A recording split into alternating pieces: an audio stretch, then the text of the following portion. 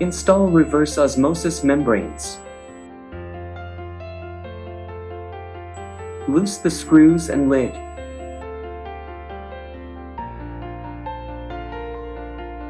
Disassemble the connection between pipe and membrane housing.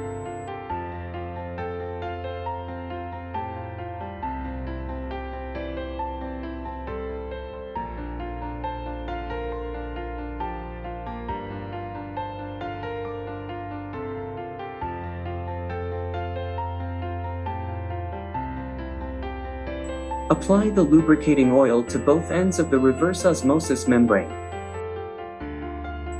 Make it easier to install into the membrane housing.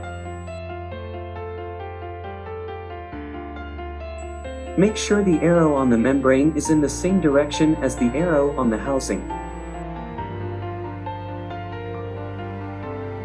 Put the membrane in.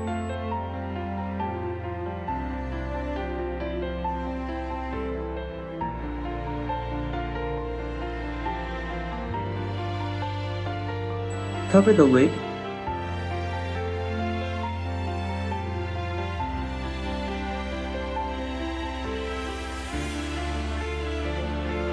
Install clamp and secure screws.